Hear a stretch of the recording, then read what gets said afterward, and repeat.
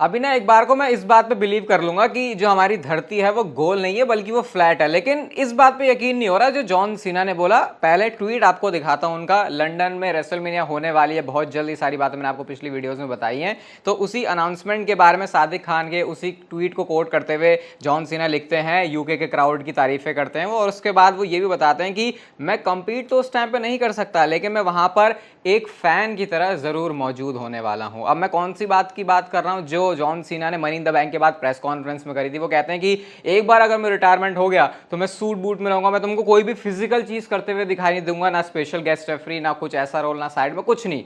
अब मैं ये सोच रहा हूं कि जॉन सीना वो बंदा जो कि लंदन में जाके रेसलमेनिया के लिए उसी ने जो मशाल है वो लेके वो चला था। अब जॉन सीना अगर वहां पर होंगे तो क्या वो सिर्फ एक फैन की तरह होने वाले हैं? चलो होस्ट भी बना देंगे उनको, लेकिन मेरे दिमाग से ये बात उतर नहीं रही कि गले से नीचे भी नहीं उतर रही कि जॉन सीना अगर लंदन रेसलमेनिया वहां पर हैं तो कैसे उनको डब्ल्यूडब्ल्यूई नहीं इन्वॉल्व करेगी किसी उस एक्टिविटी में। क्योंकि भाई पॉल हेमन का एग्जांपल देख लो, वो अभी इस समय उस हालत में भी नहीं है कि उनको कोई मारे, लेकिन उनको कैसी मार बजाई। तो क्या ये चीज फिर जॉन सीना के लिए एप्लीकेबल नहीं होती? चलो ये तो उस टाइम पर ही पता चलेगा, लेकिन ध्यान रखना पहला बंदा मैं वो था जिसने इस चीज के ऊपर क्वेश्चन रेस किया था कि नहीं जॉन सीना शायद झूठ बोल रहे हैं, करेंगे तो जरूर। Okay, hello chatters, my name is Rohit and you are watching wrestle chatter.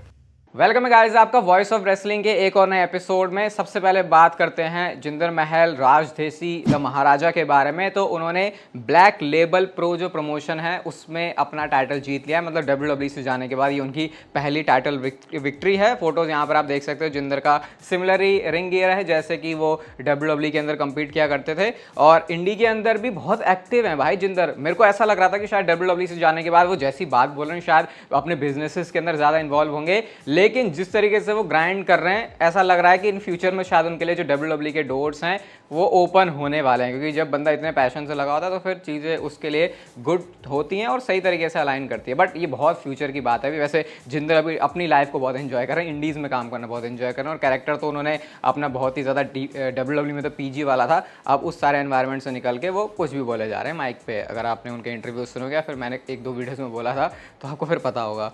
Next बात करते हैं वाइट सिक्स के बारे में, एलेक्सा ब्लिस के बारे में। तो बहुत सारी अभी कंफ्यूजन है इसके अराउंड कि एलेक्सा ब्लिस क्या वाइट सिक्स में आने वाली हैं, और ये कोई अपडेट बहुत मेजर नहीं है इसके बारे में। लेकिन अब वाइट सिक्स देखो, इसको हमेशा लिंक किया जा रहा है 6 बंदों से, जहां पर 5 पर्सनालिटी तो ऑलरेडी हैं, लेकिन वो छठी जो पर्सनालिटी है उसको लोग अभी ये अज्यूम करके चलते हैं कि वो ब्रे वाइट की स्पिरिचुअल कैरेक्टर है जिसको वाइट सिक्स करके रेफर करते हैं, और इस तरीके से 6 बंदे बनते हैं। लेकिन अब मुझे ये नहीं समझ में आ रहा कि अगर एलेक्सा ब्लिस आ रही तो वो उसमें आएंगी कैसे? फिर क्या वो वाइट सिक्स का वो मतलब है, या फिर वाइट सिक्स का मतलब 6 कैरेक्टर नहीं है? एंड देन फिर ब्रॉन स्ट्रोमन वाली चीज भी बचती है। तो अभी वाइट सिक्स को लेके बहुत कुछ होना है भाई फ्यूचर में। क्योंकि अगर मेरे से कोई ये बोले कि ब्रॉन स्ट्रोमन एलेक्सा ब्लिस ये वाइट सिक्स में नहीं होंगे तो मैं बोलूँगा भाई कैसे नहीं हो सकता? क्योंकि ब्रे वाइट ने अगर स्क्रीन पर किसी कैरेक्टर के साथ काम किया, किन्हीं 2 लोगों के साथ काम किया है, तो उनमें से ये 2 भी आते हैं। और अगर आप वाइट सिक्स के करण को देखो तो उनका तो एज सच कोई पहले ब्रे वाइट की स्टोरी लाइन से कोई खास लिंक था नहीं, तो जिनका था क्या वही नहीं होने वाले वाइट सिक्स में? तो ये एक थोड़ा सा डाउट है। बट अगर चीज़ें देखें तो फिलहाल तो अभी ऐसा नहीं लग रहा कि कोई नियर फ्यूचर में डब्ल्यूडब्ल्यूई कुछ ऐसा करने वाली, but definitely in future chance तो पूरा लग रहा है कि एलेक्सा ब्लिस, ब्रॉन स्ट्रोमन दोनों इसी वाइट सिक्स के अंदर आएंगे। आज हमेशा के लिए इस डिबेट को खत्म कर देते हैं कि इस बंदे की जो लूजिंग या विनिंग स्ट्रीक है वो इतने टाइम से चल रही है और वो टूट चुकी है। ये मैं टेलीवाइज्ड मैचेस की नहीं बल्कि लाइव इवेंट की बात कर रहा हूँ। जैसे सोलो सिकोवा के बारे में मैंने आपको कई बार अपनी वीडियोज में बताया कि जो उनकी लूजिंग स्ट्रीक वो चल रही है, but at the same time मैंने आपको ये बताया कि वो लाइव इवेंट के जो हार है वो ज्यादा मैटर नहीं करती। तुम्हारे पास चैंपियनशिप है तो तुम फिर कितना भी देख लो कोई बंदा कभी हार ही नहीं सकता। तो नाकामुरा जो कि जापान में अभी गए थे कंपीट करने के लिए, तो जो उनका मल्टी पर्सन वाला मैच हुआ था उसमें फाइनली उनको विक्ट्री मिली, और 61 लाइव इवेंट के मैचेस हारने के बाद ऑलमोस्ट 1 साल से ज्यादा हो चुका है कि नाकामुरा को अपनी पहली विक्ट्री मिली है लाइव इवेंट में। तो अब सोचो अगर सच में ऐसा कुछ होता कि नाकामुरा हार रहे हैं, उनका बेकार चल रहा है, तो वो जापान में जाके भी क्यों ही जीतते? तो ये जो लाइव इवेंट की हार है ना वो ज्यादा किसी भी केस में मैटर नहीं करती है। डब्ल्यूडब्ल्यूई अगर किसी हील बंदे को लाइव इवेंट में जिता रही है तो ये मैंने सिर्फ एक चीज नोटिस करी है कि बहुत ज्यादा उसको प्रोटेक्ट करके रख रहे हैं। तो अगर लाइव इवेंट में भी अगर कोई हील बंदा नहीं हार रहा, चैंपियनशिप नहीं होनी चाहिए उसके पास, क्योंकि चैंपियनशिप है तो फिर ऑब्वियसली वो जीतेगा ही। लेकिन अगर वो हील है और उसके पास चैंपियनशिप भी नहीं है फिर भी वो जीत रहा है, तब सोचो कि भाई हाँ इसके पीछे तो कोई अच्छी वाली ताकतें लगी हुई है, तभी इसको इस तरीके से पुश किया जा रहा है। तो वो एक फिर अलग केस हो जाता है। Roman Reigns and Paul Heyman, या बोलना चाहिए रोमन रेंस का रिटर्न। रिटर्न। ये तो आपको पता ही है WWE ने कितना इसको ऑब्वियस बना दिया है, बट फिर भी मैं बोलूंगा भाई जब तक रोमन रेंस आ नहीं जाते ना, तो फिर भी ऐसे देख के चलना कि समर स्लैम में शायद आ सकते हैं, ठीक है। वो आपको पता ही है, हमेशा इस तरीके से ही देखना होता है। और वैसे मैं सोच रहा हूँ समर स्लैम का पूरा व्लॉग ही लेके आऊँगा अपने वो रोहित पंत वाले चैनल पे, उस पर भी बहुत टाइम से एक्टिव नहीं हो, तो प्लान करते देखते क्या होता है। सीन कुछ ऐसा है कि Roman Reigns and Paul Heyman, इनकी जो साथ में जोड़ी है पॉल हेमन एज मैनेजर, इसको लेकर बायोग्राफी सीरीज के अंदर ये जो है कुछ तो अपना कंटेंट लेके आ रहे हैं, जो कि अब तक शायद आ भी चुका होगा। और ये टीज कुछ इस तरीके का है, मतलब लोग ऐसा अज्यूम करें कि देखो भाई WWE किस मूवमेंट पर इसको डाल रही है। और ये भी आपको पता है WWE का ट्रैक रिकॉर्ड कुछ ऐसा ही रहा है कि जब भी कोई चीज़ होने वाली होती है तो उसके अराउंड वो पहले से फैंस को एजुकेट करना शुरू कर देते हैं। या जैसे कोई सुपरस्टार का रिटर्न है तो उससे पहले उसकी वीडियोज़ आनी शुरू होंगी, फिर ऐसा लगता है कि हाँ भाई ये टीज़ है। तो शायद इसी चीज़ को भी उसी से लिंक करके देखा जा सकता है। बाकी अगेन समर स्लैम का ही वेट करना पड़ेगा और उसमें फिर देखते हैं रोमन रेंस आ रहे हैं या फिर नहीं। चांसेस तो बहुत ज़्यादा लग रहे हैं, स्पेशली जैसे WWE भी लग रहा है कि खुद ही सब तरीके से हिंट कर रही है। CM पंक एंड AJ ली के बारे में फिर से बात करते हैं। तो मैंने अपनी वीडियोस में काफ़ी सारी बार आपको बताया कि कैसे स्टोरी लाइन में भी AJ ली आ सकती हैं। CM पंक कन्विंस करना चाह रहे हैं AJ ली को, बट अभी उन्होंने AJ ली के बारे में सबसे फ्रेश अपडेट दी है उनके WWE रिटर्न के बारे में। वो ये कहते हैं कि मैं WWE पार्टी और AJ ली के बीच में बिल्कुल भी नहीं पड़ना चाहता जब भी ये अपनी डील करने वाले हैं, अगर फ्यूचर में ऐसा कुछ होने भी वाला है। क्योंकि फिर वो कहते हैं कि ऐसे में मैं सेल्फिश लगूंगा, बट हाँ अगर AJ ली मेरी वाइफ आती है टेलीविजन पर तो एक बार और मेकआउट करने में मजा आएगा। तो ऐसे करके उन्होंने फ्यूचर के लिए AJ ली के रिटर्न को टीज भी कर दिया और ये चीज़ मुझे ऐसा लग रहा है कि होनी ही है। बट मैं ये बिल्कुल नहीं चाहता कि ये कपल की तरह इस तरीके से दिखाया जाए, क्योंकि मुझे डर लगता है जैसा कपल WWE ने Becky Lynch and Seth Rollins को दिखाया था, कहीं वो CM पंक और AJ ली के साथ ना हो जाए। हाँ अगर CM पंक हील है तब फिर शायद वो चीज़ आराम से हो सकती है। मुझे लगता है आपको अब उल्टे दिन जो है, उल्टी जो गिनती है उसको काउंट करना शुरू कर देना चाहिए, क्योंकि डेमन प्रीस्ट का बेफेस टर्न होने ही वाला है, या फिर हो चुका है इसको बोलना चाहिए। हम टेलीविजन पर जो स्टोरी लाइन चल रही है उसके अंदर भी देख रहे हैं कि कैसे डेमन प्रीस्ट जो है डोमिनिक के अगेंस्ट कई बार बोल लेते हैं। वो एंजॉय करते हैं जब डोमिनिक मिस्टीरियो के साथ कुछ बुरा हो रहा होता है। और फिर लाइव एंड के अंदर भी जे ओसो के साथ जो उनके मैचेस हुए,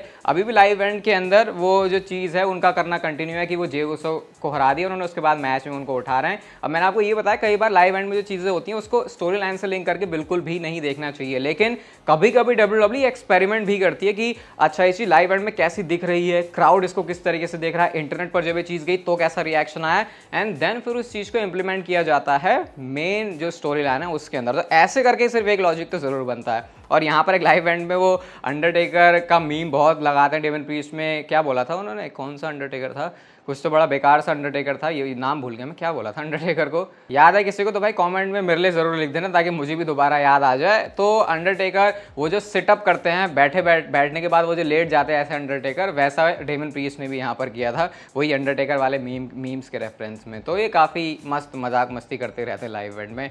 हाँ हमारे तो दिन काफ़ी मुश्किल ही हैं इसको लेकर, क्योंकि हमें तो साल में एक आध दिख जाए तो वही बहुत बड़ी बात हो जाती है। ओमोस के बारे में बात करते हैं। आप लोग भी मेरे से पूछ रहे थे भाई अब ओमोस का क्या सीन है, MVP अलग हो गए हैं, अब वो जा रहे हैं, तो फिर MVP ओमोस की जोड़ी का क्या। तो दो रिपोर्ट्स आई ओमोस के बारे में। पहली ये कि WWE ने गिव अप कर दिया है ओमोस पर। अब मतलब कि WWE उनमें ऐसा कोई खास देखते नहीं है और शायद ही उनका कुछ फ्यूचर है WWE में। लेकिन एक दूसरी रिपोर्ट आई है, अब इसमें से किसके ऊपर ज़्यादा बिलीव करना चाहिए वो मैं भी नहीं कह सकता, लेकिन वो चीज़ ये कहती है कि WWE हमेशा ही एक अट्रैक्शन की तरह ओमोस को देखती है, क्योंकि उनकी फिजिक, उनका बिल्ड इतना लंबा चौड़ा है कि WWE उसको किसी मौके पर कहीं पर भी यूज़ कर सकती है। और एक ऐसा बंदा WWE को अपनी कंपनी में चाहिए होता है। जैसे आप देखो ब्रॉन स्ट्रोमैन का स्टॉक कब से गिरना शुरू हुआ, मतलब स्पेसिफिकली ये नहीं कह रहा कि उसी वजह से, लेकिन आप ये देखो ना कि ओमोस एक और ज़्यादा लंबा चौड़ा बंदा आ गया, तो अब ब्रॉन स्ट्रोमैन ऐसा लगता है कि हाँ ब्रॉन स्ट्रोमैन ही तो है। लेकिन आज से कुछ साल पहले ऑब्वियसली ब्रॉन स्ट्रोमैन का कैरेक्टर भी तगड़ा था। तो समझो ओमोस किस वजह से WWE के लिए एक बढ़िया एसेट है। तो मैं तो थोड़ा सा अगर बोलना हो तो मुझे लगता है कि इस बात के ऊपर बिलीव करूँगा कि WWE को जाने तो उनको नहीं देना चाहिए, क्योंकि फिर क्या फ़ायदा तुम और किसी दूसरे अच्छे खासे लंबे चौड़े बंदे को लेके आ रहे हो, लेकिन ओमोस के ऊपर तुम थोड़ा बहुत तो काम कर ही चुके हो, तो क्यों ना इसको और पॉलिश किया जाए। तो यही है, बाकी ओमोस हैं स्टिल अभी WWE के साथ। नेक्स्ट हम बात करते हैं स्कॉट स्टाइनर के उस ओपिनियन के बारे में जो कि काफ़ी कंट्रोवर्सी क्रिएट कर रहा है। आपका एक्सपर्ट ओपिनियन आप भी मुझे कमेंट सेक्शन में ज़रूर बताना। वो बोलते हैं कि AEW अच्छी बात है, एक अच्छा कंपटीशन क्रिएट हो रहा है प्रोफेशनल रेसलिंग में, लेकिन वो ये बोलते हैं कि तुम सिर्फ मैचेस नहीं कर सकते, किसी बंदे को फर्क नहीं पड़ रहा कि दो बंदे जाके बस रिंग में लड़ भिड़ रहे हैं जब उसमें कोई स्टोरी लाइन ही नहीं है। और इसकी वजह से WWE फैंस हो गए खुश और जो AEW के फैंस है वो हो गए ट्रिगर। वो कह रहे हैं कि भाई एक बार जाके तो देखो। बट मैं इस तरीके से बोलूँगा कि कई बार AEW के अंदर या फिर WWE से बाहर ही इन जनरल ही ऐसा होता है कि जरूरी नहीं कि हमेशा वो स्टोरी लाइन के ऊपर फोकस करें, वो सिर्फ मैच अच्छा डिलीवर करने या फिर उसको सिर्फ एक जैसे एक मैच है बस उसकी तरह देखें, उसमें स्टोरी लाइन का वो ज़्यादा वैसे भी नहीं देखते। बट WWE के केस में ऐसा कुछ है नहीं। हालांकि मैं सही बताऊं तो मैं स्टोरी लाइन के बाद अच्छे मैचेस देखने का फैन हूं। अगर मुझे वन ऑफ कोई बहुत अच्छा मैच दिखा दे तो हो सकता है साल में 1-2 बार मैं पसंद करूं, लेकिन मोस्टली मैं तो स्टोरी लाइन वाला बंदा ही हूं। आप कौन से वाले बंदे वो बता सकते हो और इस ओपिनियन से आप कितने सहमत हो। नेक्स्ट बात करते हैं उस रेसलिंग इवेंट के बारे में जो बहुत ही ज़्यादा स्पेशल होने वाला है या फिर हो सकता है। फाइटफुल की तरफ से ये बताया जाता है कि लास वेगस, आपने शायद कहीं ना कहीं इसकी वीडियोस तो देखी होंगी इस फियर की, वो जो गोले के अंदर पूरा अंदर देखने का माहौल है, कई स्क्रीन्स वहाँ पर हैं, बिल्कुल ऐसा एक्सपीरियंस आता है कि सामने आप बैठे और पूरे चारों तरफ से पूरी स्क्रीन है। किसी मूवी वगैरह कोई तो कुछ तो चल रहा था, मैंने कोई तो वीडियो देखी है। तो यहाँ पे इंक्वायरी की गई है कोई प्रोफेशनल रेसलिंग कंपनी की तरफ से शो कराने के लिए। अब दो ही लगती है मुझे कंपनी, WWE या फिर AEW, इन दोनों में से शायद कोई अपना शो यहाँ पर करवा सकता है। बट ये बात है कि इसको बुक करने के पैसे बहुत ज़्यादा लगते हैं। अब मैं श्योर नहीं हूँ कि वो कंपनी कौन सी है, but Las Vegas recently WWE का वहाँ पे काफ़ी सारे कनेक्शंस और ज़्यादा कुछ अलग WWE ही है जो इस समय करने के लिए देख रही है। अगर रेसलिंग से हटके भी कुछ यूनिक और क्रिएटिव चीज़ों की अगर बात की जाए, मतलब किस सेंस में कह रहा हूँ आपको पता है, AEW शायद टांग ना अड़ाए ऐसे मामलों में। तो अगर एज्यूम करके चलें कि वो WWE कंपनी है तो सोचो, या फिर AEW भी है, तो कोई तो एक्सपीरियंस मिलने वाला है हमको कि वो इतनी बड़ी स्क्रीन है, वहाँ पर रिंग सेटअप है और एक साइड बैठ के फिर सारे लोग उस शो को एंजॉय कर रहे हैं। मैं अभी क्लैरिटी से नहीं बोल सकता कि कौन है वो, बट शायद वो कंपनी WWE है और फिर आप एक्सपेक्ट कर सकते हो शायद कि कुछ इस तरीके का अलग ही होगा भाई वो, क्योंकि उसका पूरा जो विजुअल्स है या फिर जो प्रेजेंटेशन है वही डिफरेंट होगी, क्योंकि पीछे इतनी बड़ी स्क्रीन, सामने रिंग में लड़ रहे हैं, फिर लोगों की आंखों में भी क्या पता चुभ रही है, वो बहुत कुछ अलग हो सकता है। ये फोटोज देख के आपको समझ में आ रहा होगा कि जो स्फीयर है ये कितना डिफरेंट माहौल क्रिएट कर सकता है किसी भी इवेंट के लिए। आज की फाइनल स्टोरी ब्रॉक लेसनर के बारे में है, और जो मैं आपसे बोल रहा था कि मुझे थोड़ा सा डाउट हो रहा है ट्रिपल एच की बातों में, शायद मैं सही ही था, मुझे सुन के ऐसे लग रहा है। अब पहली बात तो मेल्जर चिचा ने बोली है बात, तो इस पर ऐसा भी नहीं है कि पूरा बिलीव कर सकते हैं, लेकिन वो ये कहते हैं कि ब्रॉक लेसनर और WWE के बीच जो डील है वो सिर्फ इन दोनों के बीच डील नहीं है, बल्कि एक पार्टी और है बीच में, वो है WWE के लॉयर्स। तो जो WWE के लॉयर्स है इस टाइम पर वो ऐसे देखते हैं कि ब्रॉक लेसनर को WWE में नहीं आना चाहिए। अब WWE के नजरिए से, स्पेशली ट्रिपल एच और क्रिएटिव लोगों के नजरिए से, अगर ये लीगल चीजों को साइड में हटा दे तो वो देखते हैं कि ब्रॉक को बहुत टाइम हो गया, ये गायब है, चलो इसको लेके आ जाते हैं। लेकिन लॉयर्स का बीच में ऐसा कहना है कि अभी ब्रॉक लेसनर और WWE के बीच डील नहीं होनी चाहिए जब तक चीजें थोड़ी सॉर्ट आउट नहीं हो जाती। एक इंटरेस्टिंग चीज यहाँ पे मुझे ऐसा लग रहा है, मेरी प्योर स्पेकुलेशन है, ये भी हो सकता है कि इससे पहले कि इनके बीच में चीजें कुछ सेटल हों या फिर लॉयर्स भी बीच में ना पड़े, WWE और ब्रॉक लेसनर के बीच में वैसे डील हो जाए और बिना वहां से कोई क्लीन चिट मिले, क्योंकि ऐसा नहीं है कि वो आ ही नहीं सकते, वो सिर्फ सेफ साइड रखने के लिए कह रहे हैं, क्योंकि वो केस वाली चीज को ऑब्वियसली ट्रिपल एच कभी भी खुल के नहीं बोल सकते। जो मैं आपसे कह रहा था कि ट्रिपल एच बोल रहे हैं कि भाई ब्रॉक लेसनर एक कॉल करे, हमसे बात करे तो ठीक है हम प्लान डिस्कस कर सकते हैं, शायद ऐसा नहीं है। और एग्जैक्टली बात वैसी है, क्योंकि कभी भी ट्रिपल एच आके ये तो नहीं बोलेंगे कि यार हमारे लॉयर्स पड़े हैं, देख रहे हैं सिचुएशन को, जब लॉयर्स बोलेंगे हम बात कर लेंगे, क्योंकि ऐसी नेगेटिव चीजें कभी भी आउट ऑब्वियसली नहीं करनी चाहिए। ऐसा भी नहीं कि ट्रिपल एच कुछ छुपा रहे हैं, वो प्रोफेशनलिज्म के अंदर कुछ चीजें आती हैं ऐसी, तो फिर मामला उतना तो क्लियर नहीं है। बट मुझे ये जरूर लग रहा है कि अगर स्टोरी लाइन में जरूरत है ब्रॉक लेसनर मतलब ब्रॉक लेसनर चाहिए WWE को, इसको भी देखते रहेंगे साइड से, लेकिन ब्रॉक लेसनर पहले तू आ जा, एंड फिर वो एक पॉजिटिव चीज होगी सारे रेसलिंग फैंस के लिए, स्पेशली ब्रॉक लेसनर के फैंस के लिए जो कि उनको देखना चाहते हैं। मुझे तो लग रहा है कि हो जाएगा क्लियर मामला, ऐसा कुछ लग नहीं रहा बहुत ज्यादा जैसा इनिशियली लग रहा था। अब चीजें धीरे धीरे ठंडी हुई हैं, और वैसे ही ब्रॉक लेसनर का जो है वो एलिगेशंस के ऊपर ही है स्टिल, जितना हमको पता है। विंस वाला तो बिल्कुल क्लियर ही हो गया था मामला, तो देखते हैं फिर आगे कैसे सिचुएशन क्रिएट होती है। बाकी सब कुछ चीजें तो आपके साथ शेयर होंगी, तो इसके लिए आप इस वीडियो को लाइक कर सकते हो, चैनल को भी सब्सक्राइब कर दो ऐसी और मस्त वीडियोस के लिए, और तब तक के लिए रहो जिंदगी के मजे।